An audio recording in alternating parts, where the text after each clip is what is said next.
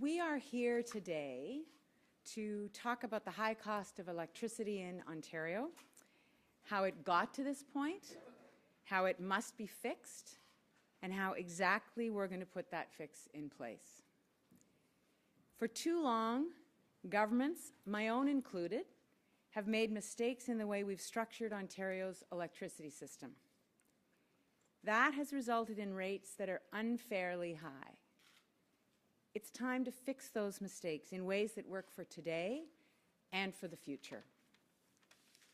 Electricity is not a frill. It's an essential part of our daily lives. I think we all know that.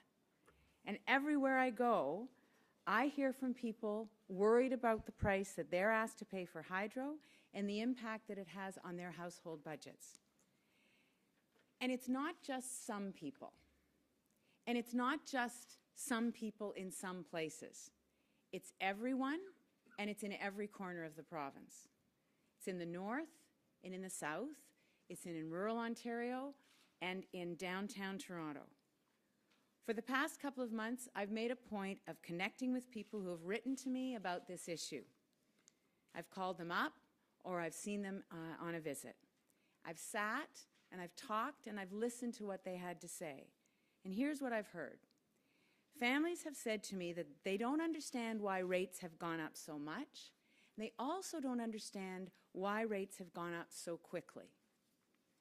People have told me that they're confused by bills that charge more for delivery than for the power that's actually been used. And for some families, it's gotten to the point where they must choose between keeping the lights on and keeping food in the fridge. That is unacceptable. It's unacceptable to me. People want to know three things. First, they want to know that relief, and by that they mean substantial relief, is on its way. Secondly, they want to know that that relief is going to go to everyone. And third, that the relief will be lasting because it's built on a real change. In other words, that bills won't jump back up in a couple of months or even in a couple of years. So we're going to deliver on all three counts. And that starts by bringing down what people pay on their bills. Last September, I committed to reducing electricity bills by 8% across the board, equivalent to the provincial portion of the HST. But it hasn't been enough. It's made too small a dent in people's bills. And for that reason, we're taking more action. We are tripling the size of the cut we're making to people's hydro bills, from 8% to an average of 25%. Electricity rates in Ontario will come down significantly. They're going to stay down, and everyone will benefit. And let me emphasize that last point. The cut will go to all households that pay for electricity. There will be no asterisks, no loopholes, and no exceptions. Our plan will lower electricity bills by 25% on average for all residential consumers in the province. And for those living in rural communities or people who are living on low incomes, the break will be even greater. Nos mesures visant à réduire les factures d'électricité n'ont pas assez fait. Nous prenons donc davantage de moyens pour restructurer et refinancer le système. Le résultat sera des tarifs d'électricité en Ontario grandement réduits. On parle d'une réduction moyenne de 25%. Les tarifs vont demeurer bas et tout le monde en profitera.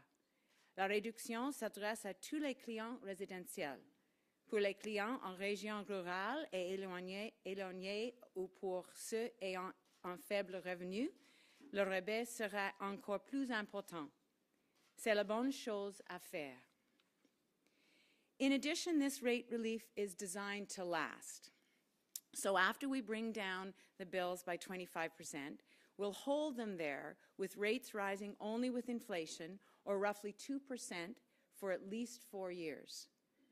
This is the largest cut to electricity rates in the history of Ontario. In dollars and cents, the exact benefit will vary by household. But if, for example, your monthly bill adds up to $135, This cut will drop it down to about $101. So now that I've described what we're doing today, let me turn to how we're doing this. And I'll have to begin with a bit of context about the way our electricity system has evolved over the years. Because the way we bring rates down is not by waving a magic wand. It's by fixing a system that has been structured unwisely, and in some ways it's been structured unfairly. For decades, Ontario enjoyed one of the largest, most impressive, and up-to-date electricity systems in North America, if not the world. Power generation was supported through a combination of hydro, coal, and nuclear. Power lines crisscrossed the province, and the lights came on because we had a sophisticated, well-run distribution system. But over time, there were two problems. First, governments of all stripes let the maintenance and support of that system slide. No politician or premier wants to defend rising rates, and for decades, the easiest way to avoid the pinch was just to invest as little as possible. But that came at a price. Eventually, systems became outdated, the grid was less reliable, and just like an old house that wasn't kept up, it began to show. We all remember the blackouts in 2003, when it became obvious that our system was long overdue for some significant and expensive upgrades. So let me just pause on that and say that we all bear responsibility for that. Liberal, Conservative, NDP governments.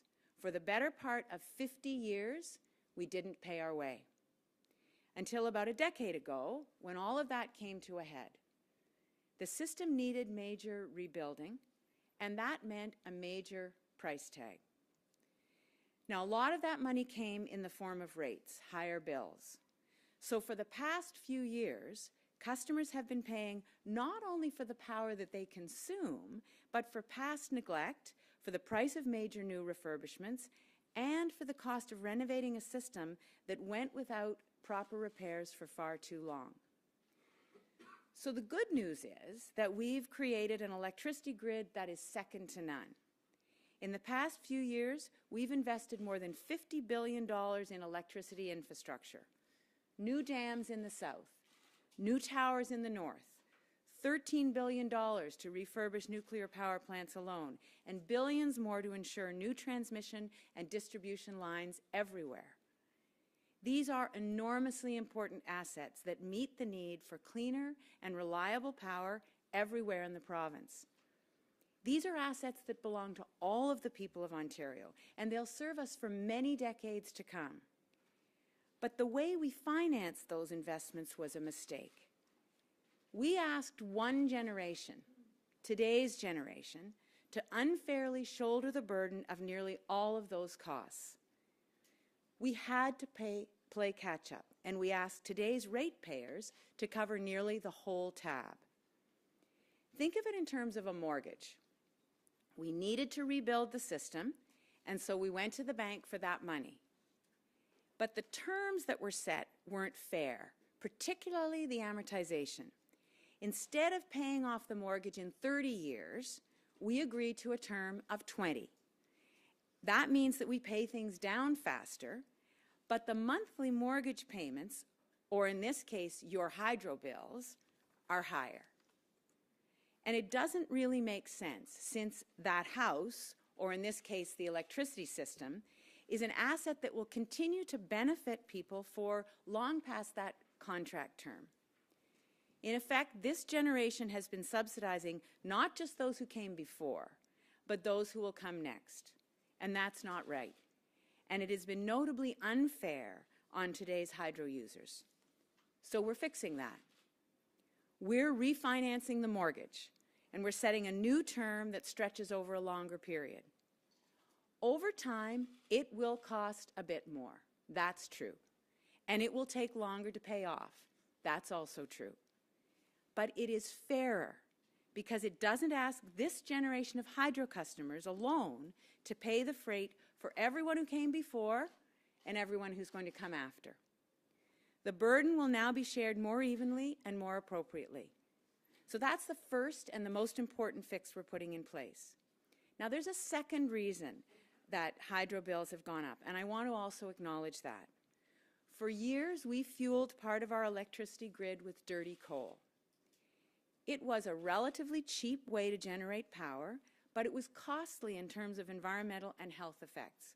Smog days, exhaust, particulates, emissions, climate change, these were all dangers of using dirty coal. The previous government, under my predecessor, changed that. We no longer burn coal to generate electricity in Ontario, and we've since gone farther. We've adopted a range of programs to encourage the development of clean energy here at home and here at home with solar and wind generation. And we've championed conservation. I believe strongly in those policies. They're extremely important. And a growing clean energy sector creates jobs for everyone. Fewer smog days improve the health of us all. And I believe that they will generate benefits far into the future, both environmentally and economically. But they come at a cost, and we clearly did not always get the implementation right.